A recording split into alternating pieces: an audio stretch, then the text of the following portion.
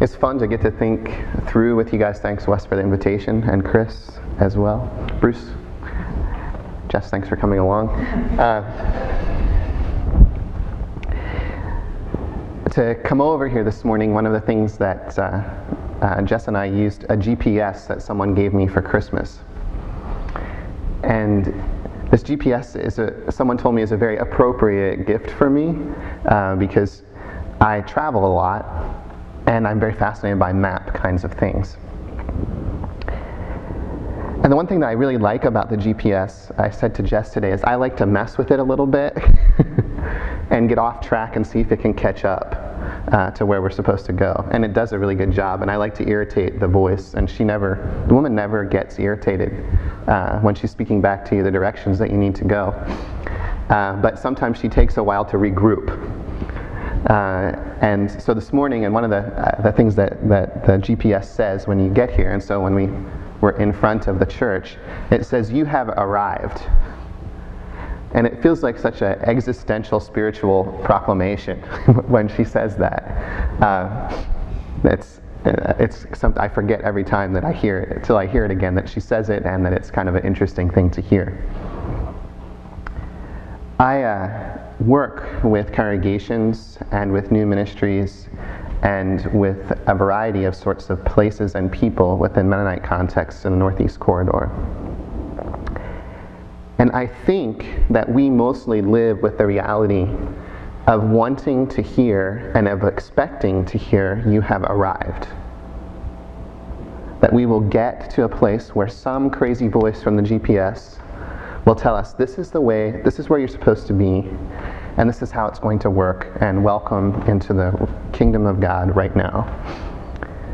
But one of the things that I realize is that I've been thinking a lot about sort of metaphors and how we think about church, is that we have begun to think again about being people who are moving, rather than thinking about ourselves as people who are sedentary. And the amazing investment that we have made through the last 1,500 years into our church buildings has suggested to us that we are people of a place, rather than people of a journey. And there are lots of good reasons why we invested in it. This is amazing space. I love the space. And the space and energy that we spent on these kinds of structures was meant to communicate the gospel.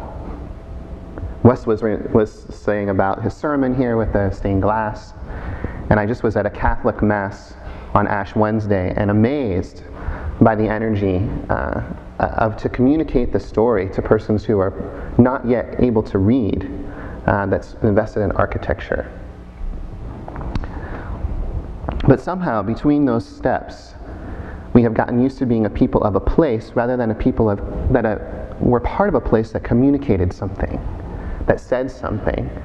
And we are in a place where our communication patterns are so different, and the technology that we use to communicate and how we use to connect with each other is very different from pre-literate world that it was stationary. But there are some similarities because of the graphics and everything. Using the new graphics that you use here, this Ash Wednesday Mass that I was at was the first time that I've been at a Catholic Mass where there were screens. They were also using contemporary technology to communicate as well as the traditional modes. So I want to begin to tell you a little bit of some stories. I wish I could give you some really good 12-step program to think through about how to do effective church structure and missional structure from what I've seen. But what I can tell you is that if anyone, at this point, I'm pretty convinced that if anyone tries to sell a 12-step, it's really a marketing ploy. I'm pretty convinced that the process is so organic and so unique with each place that the steps are all over the place. And they're different because people are different. And they're different because geographies are different. And if we say that Jesus is incarnational and lives among us, then we have to take those places and people seriously enough to not just impose steps on communities. My first story is from my dad. My dad grew up in Western Pennsylvania. There is not a place that he loves more than Western Pennsylvania, even though he's frustrated with it.